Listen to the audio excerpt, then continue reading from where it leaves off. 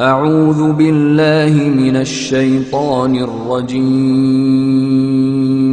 بسم الله الرحمن الرحيم.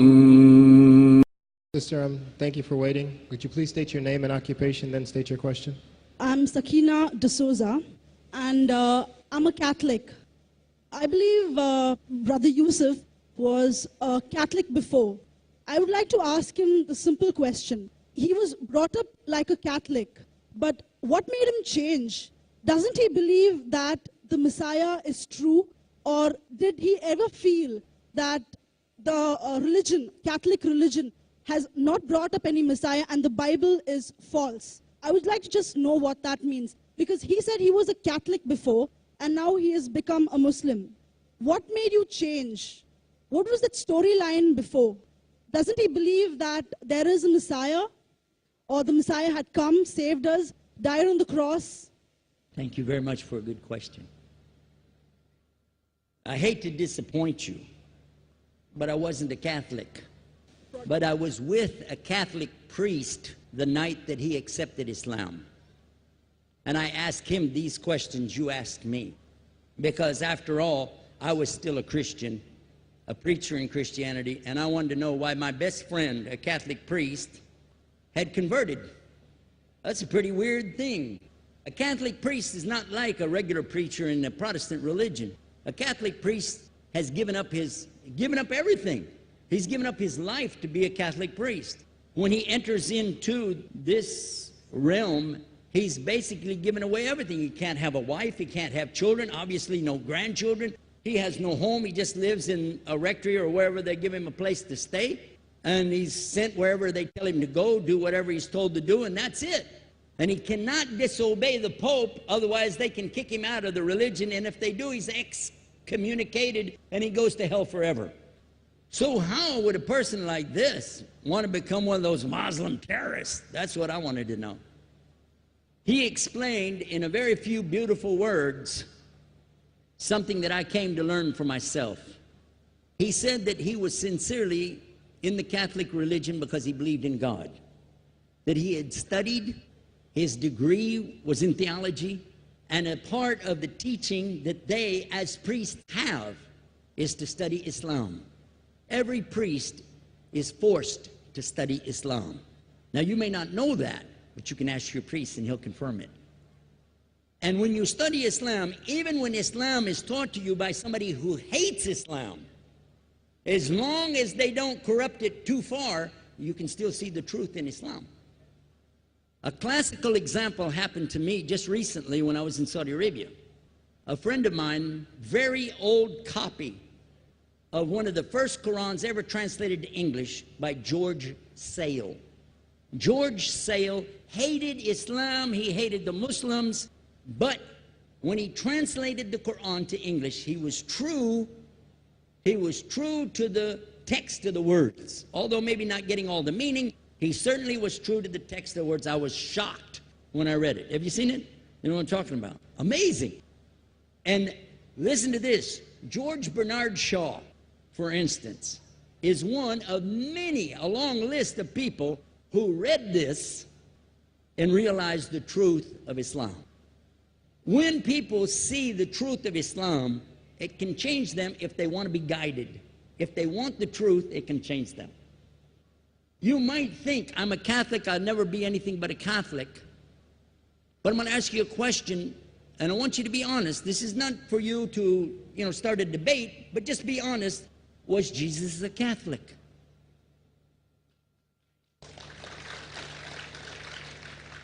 And it's not open to debate, so there's no point in opening that up, because you know and I know he wasn't. The Catholic Church was in business about 300 years before Jesus was born. It's on their website. Don't go like this. It's on their website. That's where I took it from. The Catholic Church was really started in Rome by Alexander the Great. Do you know what the word Catholic means?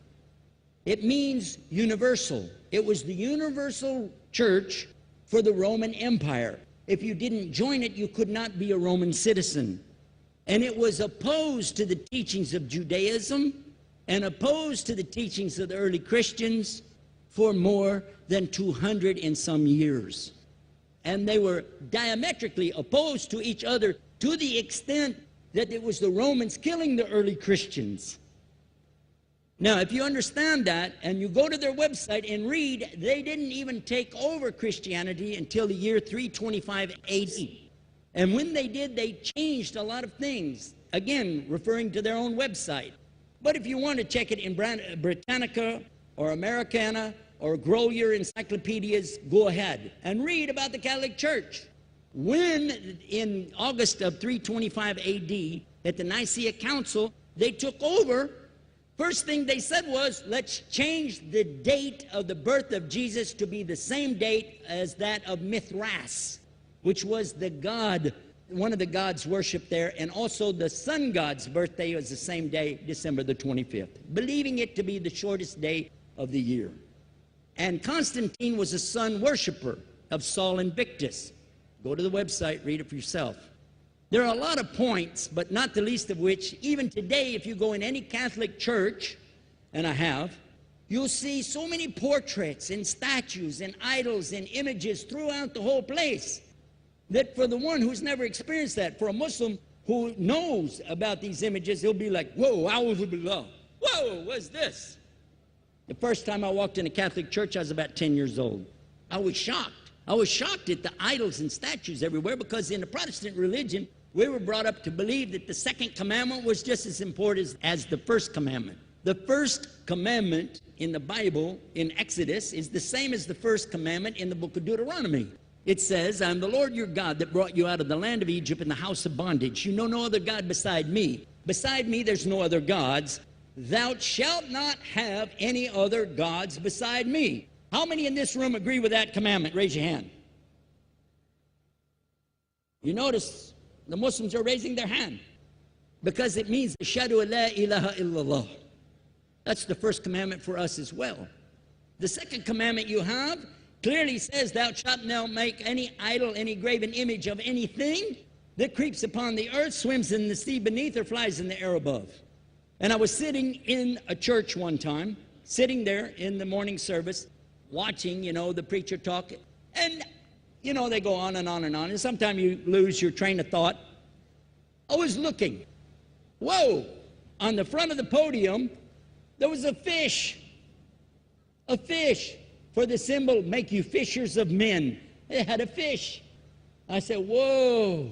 Then I looked up above his head at the big stained glass window, and it had a dove, and he had the olive branch in his mouth. The dove is flying, the bird, I said, whoa. And then I look over here, and there's a cross with a man hanging on it. I said, wow, they didn't miss a single one. They got them all. Something walking on the earth, something swimming in the sea beneath, something flying in the air above. So look at these two things. Clearly, the first two of the 10 commandments, bang, bang, boom. Because if you said God is more than one, where did you get it from? When Jesus is talking to his own companions and they ask him, what's the greatest commandment? Mark 12:29. Clear. The greatest commandment is to know, O Israel, the Lord your God is one God. And you have to love him with all your heart and all your mind and all your strength. And this is no different from what Prophet Muhammad ﷺ was saying, the same thing to his people. Same thing I mentioned in the lecture. This is certainly for us the same. So what you see is Muslims practicing the commandments, and you see people claiming the commandments but practicing something else. And I have seen more converts from the Catholic Church than any other of the many sects of Christianity, and especially from the nuns, priests, and even an archbishop. And all of them are better than me.